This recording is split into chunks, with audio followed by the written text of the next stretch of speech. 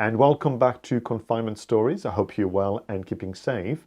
I just finished recording a conversation with my good friend Ryan, who moved to Australia about 3 years ago. We talked about settling in, we talked about discovering local customs, and the pleasure of desserts on the Friday. Importantly, we looked at how to use this time for creative projects and reconnecting with what is important to you. Just after this.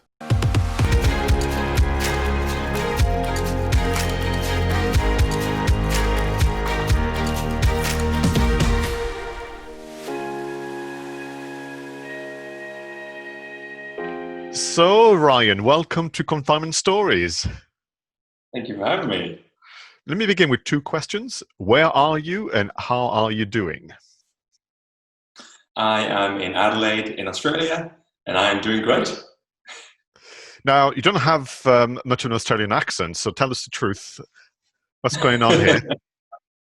I am an expat, so I came from the UK living in Newcastle up in the northeast.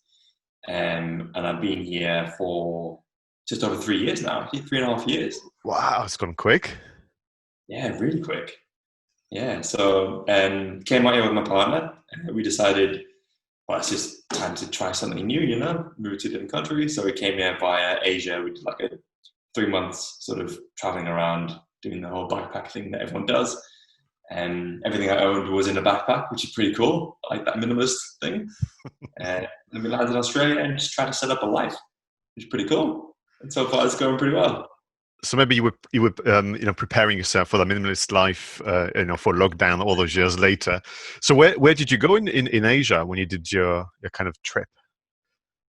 We went to Thailand, a few places in Thailand, and Cambodia, Vietnam, Malaysia, Singapore, Bali, the kind of usual trek that everyone does, pretty much. And it was really, really fun. Really, it's quite a culture shock, obviously, but it was where I first realized that I'm not a fan of a really busy city, because we went to Bangkok and I think we spent like 5 days there, and it was just hectic, crazy.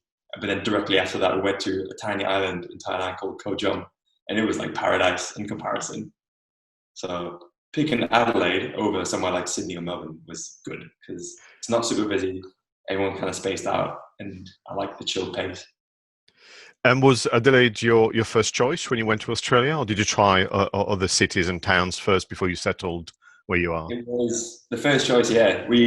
About 2 weeks before we arrived in Australia, we were looking on a map of like, where should we live, basically. It's like, oh, where do we go? Somewhere where there's like some nice mountains or hills and then nice beaches. And Adelaide is cheaper than the other two main ones. So I was like, let's just pick Adelaide. Booked a flight, and then we went.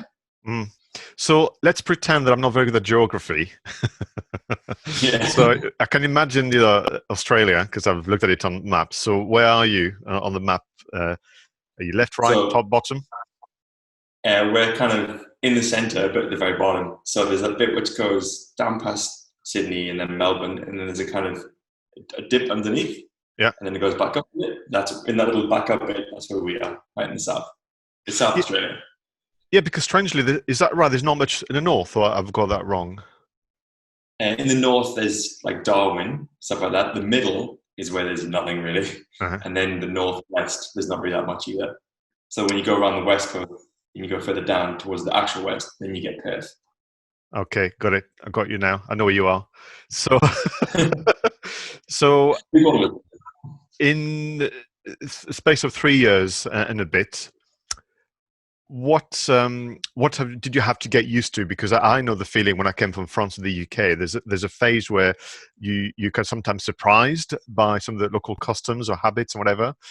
Sometimes you make a bit of a fool of yourself, but you have to have a great sense of humor. So, any anecdotes about settling into this new life and new world, really? Well, quite naively, I think we came over here thinking, Australia, they're all kind of chill people. Everything's going to be really relaxed and groovy. And then we hit the same sort of bureaucracy roadblocks that everyone hits everywhere they go. So that was the first major shock. It's like, oh my God, they actually have paperwork? I thought they would have been like, yeah, just get on with it, So that was quite the adjustment. The the really interesting thing we found was, because we come from the UK, so it's like, we all know it's a sort of drinking culture. So every Friday, you know, you go down the pub, you have a few beers or whatever.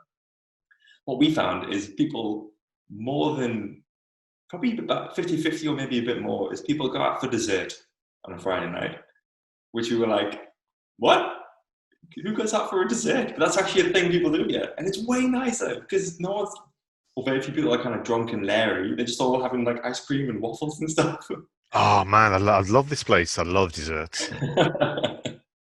So have you Yeah. found a favorite dessert then? A favorite local dessert? I haven't, but my partner Ellie has found this place called Gelatissimo that does amazing ice cream. Sounds And they like just actually, just a name, just a name. just the name, yeah, perfect. Because I'm vegan, so there's less options for me. So I'm just kind of like, yeah, I'll go, why not? But she loves the ice cream, yeah. So was there, because forgive me, talking to you brings back so many memories, even though for me it was 30 years ago that I moved from France to the UK. But even the simplest things like opening bank accounts, you know, finding somewhere to live, getting the first job and so on, it is a bit more challenging because you just don't know, you know, the ways in which people operate and so on. Yeah, that's true. Luckily, opening a bank account and stuff like that was really easy. Like, we were lucky enough to get permanent residency before we got here. So a lot of it was just kind of like, oh, you're a resident, yes, okay, check. And another weird one was, well, because we can obviously rent places, the process in the UK is quite long. It's like you view the place like 3 times or something, and you have to fill out all the forms, and then you have to do the background checks and stuff. Over here, it kind of feels a lot more rushed. You like, you view the place once, and then like, are you interested? Here's the form. You go, oh, okay.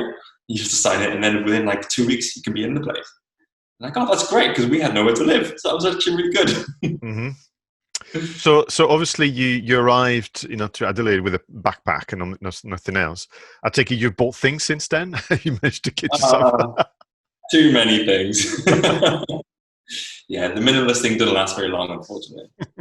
So we've got the whole, well, this place we're living in now, it's got a spare bedroom, which is where I am, and then we've got a living room, and then there's an open plan kitchen and another living room, which, you know, who doesn't want 2 living rooms? But in the second living room, where the kitchen is, we have a sofa in the main one, and we were kind of like, oh, you know what would look good in the corner there is another sofa. So we've got 2 sofas. Absolutely no reason other than it just looks good in the corner. So yeah, minimalism died when we arrived here. The other thing as well, and we'll move on to talking about what is now what's happening in Australia with regard to the pandemic and the lockdown. But for me, the one thing that took me a while to really tune into and get used to was simply the TV programs and the manner in which, you know, information was presented and that kind of thing. So I just out of interest, what is it like in Australia in terms of TV, in terms of news, in terms of accessing entertainment via maybe streaming, stuff like that? Well, I don't know about the news because we don't even plug our TV in. We just mostly watch Netflix if we are going to watch anything. We don't really do much of that either. So the place I work at, we're in the childcare industry, and we get regular updates from them around, well, it's from the government update. Like the government do this thing where every week or 2 they stream the Prime Minister talking about the current state of affairs, basically. And so that's how I get my updates. It's mostly around childcare, is the bit that we care about. Like they didn't close any of the childcare services, which is really lucky for us. But generally, we're not really exposed to any of it. So a couple of times in the last few weeks, I've left to go shopping, and I've kind of forgot that everyone's doing distancing a bit because I work from home anyway. So I was like, oh yeah, I forgot we're in the middle of a pandemic. Which is, you know, it's nice in a way that you can forget that, but equally, I feel like I am missing some possibly vital information. But luckily, my partner works in hospital, and she gets plenty of updates. So if there's anything kind of important where it's like, oh, you have to do this or you can't go here, and she kind of tells me about it. Yeah, it keeps you right. Well, you know, yeah. Behind every successful man. Exactly right. So, out of interest, which department in the hospital, if that's a term, does she work in? She's an occupational therapist, and she's currently on, it's called general medicine. So they kind of work with triaging patients to see where they need to go and how long they need to be in the hospital. And then she does occupational therapy to try and get them back home as fast as possible, basically. Wow. But the hospital she's in at the moment, they're absolutely COVID free. Like all the cases go to one hospital in Adelaide, and if you haven't got that, you kind of get sent to other hospitals. She's luckily in what they call the clean hospitals, which is good. So, from where you are and where you live, I just wanted to kind of explore what's happening from your perspective. Do you remember when you first heard the news that something was happening, something was changing, was having quite a significant impact? Do you remember when you heard it and perhaps what you were doing at the time? I remember hearing about the outbreak in China, and there was a lot of complaining about how they hadn't told anybody about it for quite a long time. But I don't remember when I first thought this is actually a really serious global problem. I think it might have been someone had mentioned something about Italy having some problems. I think it was really early on in their problems. And I thought, Italy, that's so far away from China. Like, you think, okay, there's going to be problems probably in Southeast Asia and in Eastern Asia because of China. But then all the way in Italy, and they're really struggling. That was when I kind of thought, maybe this isn't going to go away very quickly. And it feels like that was about nearly a year ago, although it actually wasn't. It's just because of this weird life where we're living at the moment. It feels like it was so long ago. Mm. And so, have you been told? I mean, is there an official lockdown in Australia, like there are maybe in some part of Europe, or not at all? Yeah, there is lockdown. It's like you're allowed out and stuff, but also different states have got slightly different interpretations of what to do. So, like in Victoria, you get questioned by the police if they see you out and about. Like, especially even if you're driving your car somewhere, they'll stop you and ask where you're going, and they kind of want a bit of proof, whatever that is. Like, if you're going shopping, you have to have shopping bags with you or something. But in South Australia, there hasn't been so much of that. It's more just kind of stay inside and don't go visit your friends and family too much, or at all, if possible. Although there are obviously cases where people do visit friends and family, but yeah, it's kind of like not so intense in South Australia. What is it like to go shopping? Have they made some adjustment to what you can do, how many people can go in the stores, what's available? Yeah, they did. I think maybe about a month ago or a bit more, they started doing the thing where people have to queue up outside and still do the 1 point. Interestingly, it's 1.5 meters here, I think, and 2 meters in the UK. Yes. Yeah, so for some reason, this is a slightly different measurement over here. Maybe just So, because you're so much friendlier in Australia. yeah, people start to get depressed if it's 2 meters. So you have to queue up to get into the supermarkets, which is fine. But I don't know how they managed to be certain that it was only a certain amount. But I've heard in the UK they did. It was like only 2 or 3 people per aisle or something like that. They didn't do that here in the supermarkets, but they did in a shop called Bunnings, which is like B&Q, like hardware and stuff like that. They did do that, where it was only 4 people per aisle. And the general thing is, when you don't sort of queue up for the tills to pay, you kind of leave a good amount of space and you queue in the aisle instead of out in the open. So at least people can kind of distance themselves that way. And there's plenty of hand sanitizer. They give you those little rubber gloves if you want. And yeah, it's quite good. So if you want to wear a mask and all that kind of stuff, you're able to, which is nice. Yeah. What about restaurants, cafes, and so on? Are they closed, or do they have like a different kind of service altogether? Yeah, they're all different service. They're only allowed to open as a takeaway, so no one can sit in. Okay. And when we first went into lockdown, I went down the road to get a coffee, and I just took my keep cup, thinking, keep cup, save the environment. And they were like, no keep cups. We just give you the cup. We don't want to touch any of that stuff. It's like, I never would have thought that would be a problem, but I guess, hey. So are you still able to get your dessert on a Friday, or you've had to forego that for now? You can get a dessert, but you have to have it as a takeaway, which is never going to be as good. Yeah, but all the bars are also closed because, I guess you're not allowed to just take alcohol out. So another interesting thing is you can't buy alcohol in supermarkets yet. Oh, right. Yeah, so you have So to go to a bottle shop, which a lot of them are owned by supermarkets, but it's not the same building. And so equally, you can't just go and buy alcohol from a bar, I guess. That's why they all close, which is kind of sad because I think a lot of them are struggling. yeah, no, absolutely. I'm just curious. Is there some local food that you've discovered that you actually you've become very fond of? So it's local to where I live, but the cuisine isn't local. Right. So we found this curry house, which is like just down the road, called it's Raj by Vijay Singh, and it's the best curry I've ever had. And I used to live in the UK, and this is just good curry. So we kind of, because they're quite new as well, we kind of been going there sort of once or twice a fortnight to try and support them a bit. Right. Do you ask them to put the BBC on or something as well to take you back?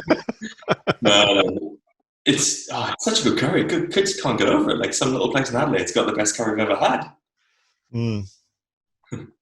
Now I know that I've been very jealous sometimes when I was, tracking you on Instagram, and you were putting all those pictures of the different places you visited. Some of them, I suspect, where you went into the centre, into you went on the bush track or trail, should I say? Yeah, I mean, are you able to go out and go for a bit of a trek, or not at all? And you're not allowed to go interstate. So you can't go to different states. And you're kind of advised to not go too far from where you live, really. So like some people will we often just drive for an hour or two to go for a hike somewhere, but they kind of say don't do that. Just go for a local hike, like somewhere which is only 20 minutes away or something. Just to try and stop people from moving around too much. Well, that's understandable.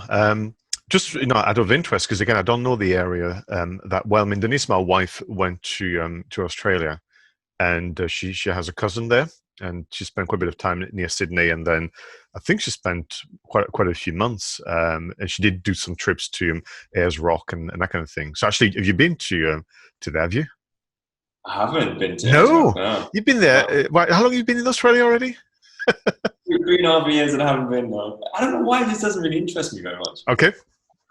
I think it's because there's a whole lot of spiritual stuff around it related to the Aboriginal people, and they kind of say they don't want you to go walking up the rock. Oh, absolutely no. She didn't do that. Yeah, yeah. However, there's buses from tourists who go just pull up and they walk right up there. So it's like it's kind of a bit disrespectful. So Yeah, yeah. But have you been out camping in the wilds?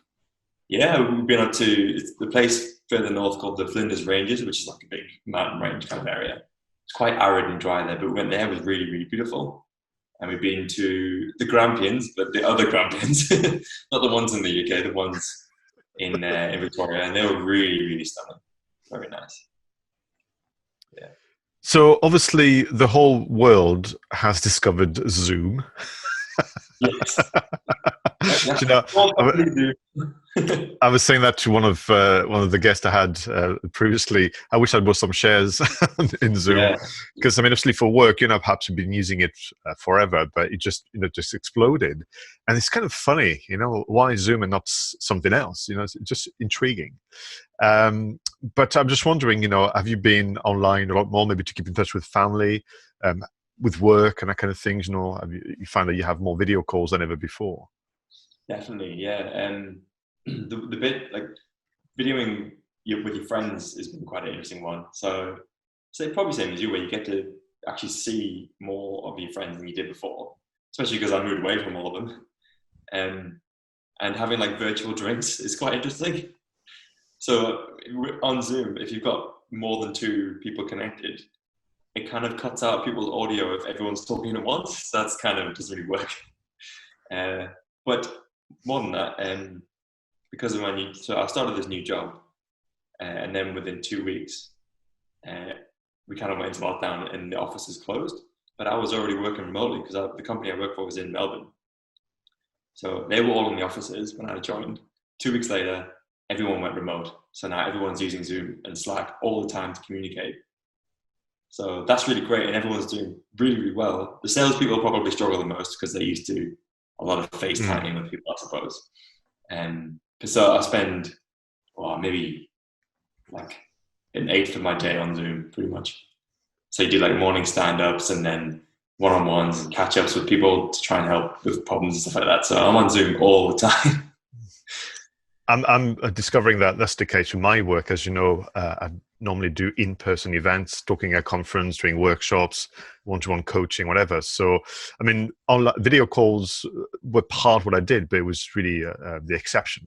And so now I've discovered that it's the norm, and it's going to be for quite some time, I would imagine.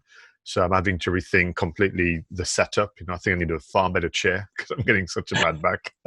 Yeah. You know, rethink the desk and so on and so forth. And so I was helping a friend who is kind of discovering video calls.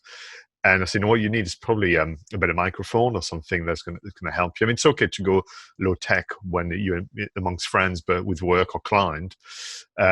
So I was trying to make a list of the microphones that she could look into, from headsets to desk to, you know, one on the boom arm, that kind of things. They've all sold out. I mean, Yeah. all the microphones that I wanted to kind of recommend, they've all sold it. So I'm like, oh, right. So I've had to discover some, you know, kind of secondary or tertiary choices. All good, but, you know, your normal go-to microphones sold out, completely sold out. And even if you go online, you know, people from eBay and Facebook Marketplace have caught on to it. So now they're actually charging you the same as retail price, you know. Yeah, I found that as well. Because I was looking to get a new microphone, and all the ones online sold out. So I looked on Facebook Marketplace, and they were way more expensive than I'm willing to pay. Not quite, yeah. So this is why, you know, sometimes I don't think I'm that bright, because I didn't buy shares in Zoom. I didn't stock up on microphones to then resell them. You know? Microphones and gym equipment. That's the other one. Yes, yes. So I was talking to my brother, who's having a giggle, saying the world has gone yoga mad. Everybody's doing yoga at the moment, you know, through Zoom, Facebook Live, and so on and so forth. But, you know, you've been a practitioner for quite some time, so we can't obviously paint you with the same brush. So you still managed to keep fit, even though you're stuck indoors? Yeah. So before this new job I'm at, I used to do circus class at lunchtime with a few people from the office. Which was great. We used to go out at lunch and do like running around the park and push-ups and sit-ups and stuff.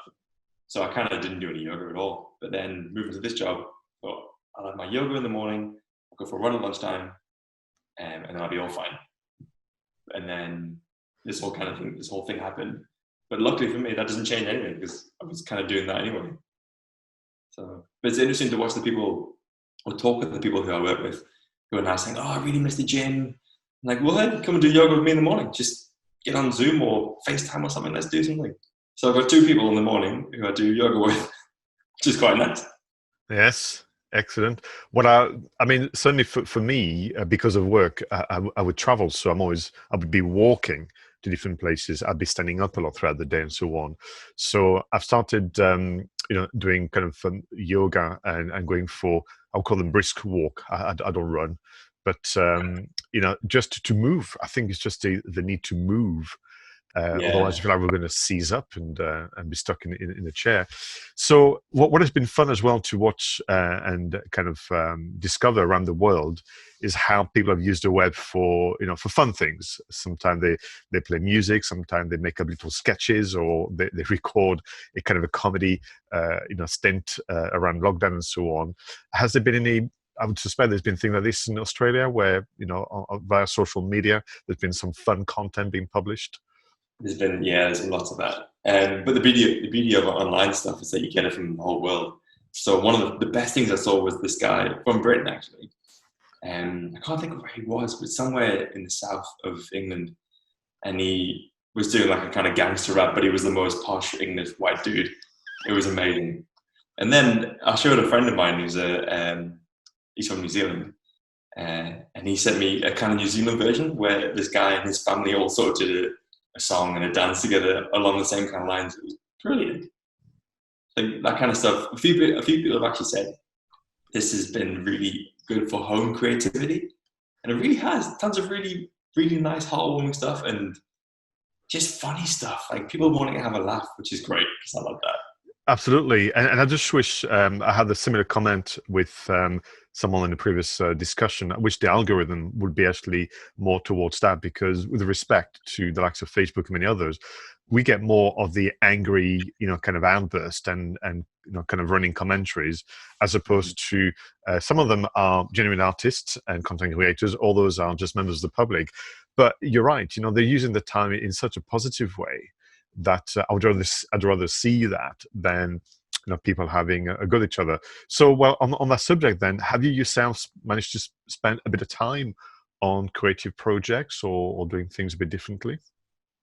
I have actually. I've been building an iOS and Android app, which is so my partner used to have this book, and it was called the Happiness Journal, and the idea is you write a couple of sentences about what you did every day that made you kind of grateful or happy or something, and it lasted for 5 years. So if you go around 1 year, when you're writing something, you can see what you wrote that day the previous year, or because it's 5 years, the previous years.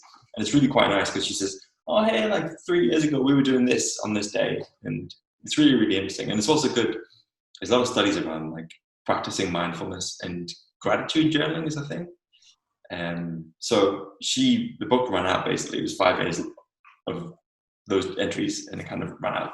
And she asked if I could build an app to do it. So I have been, and I've got it in testing with a few friends, and I'm thinking I'm probably going to launch it in like a couple of weeks or a month.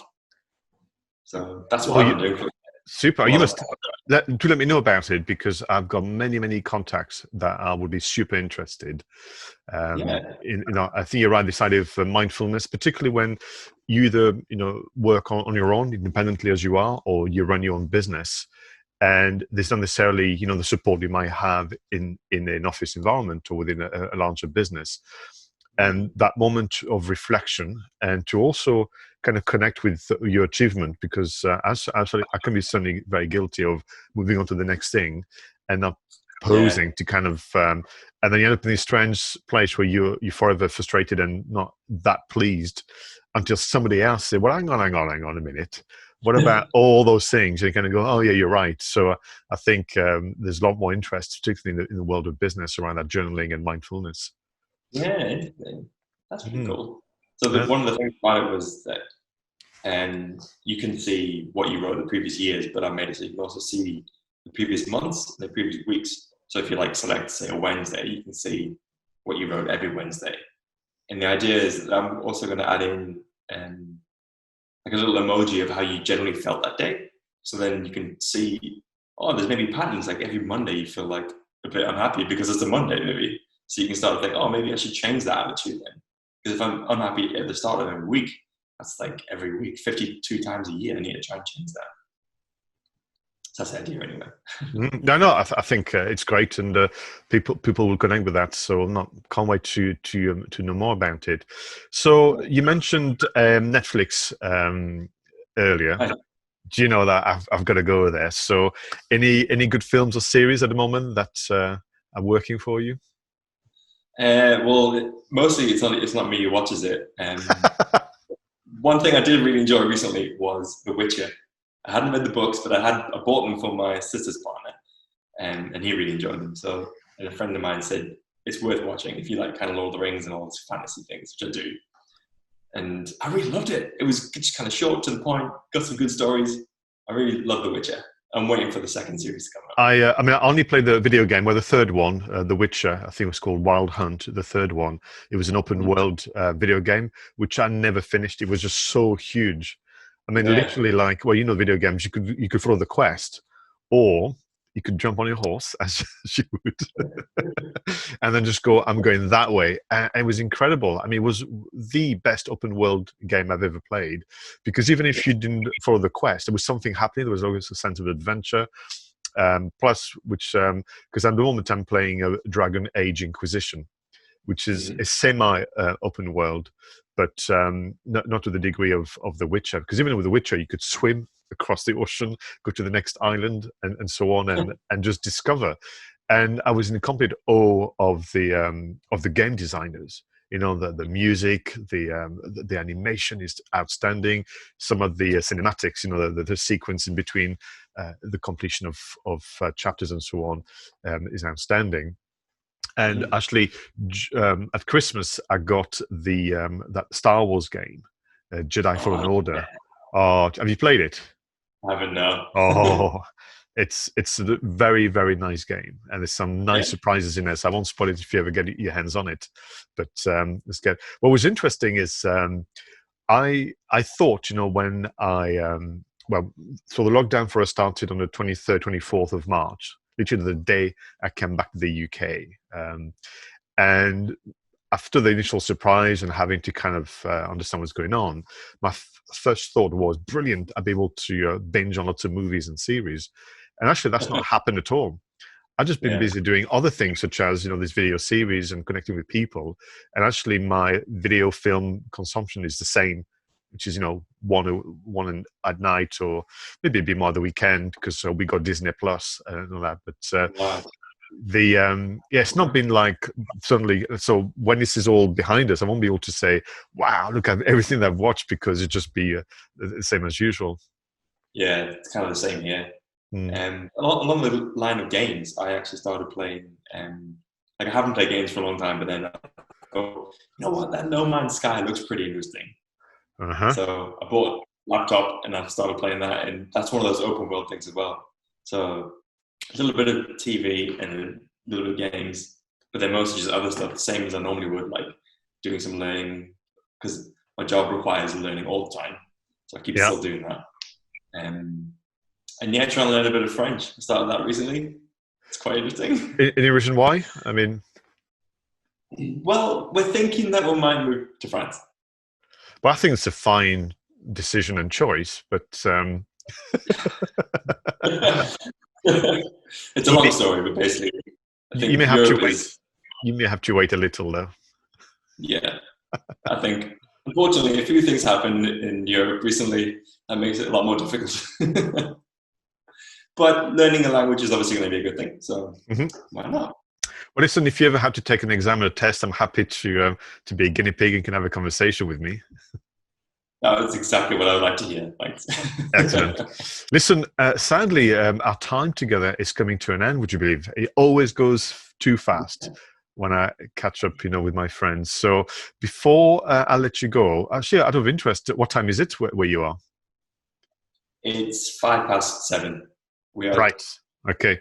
So half an hour different really.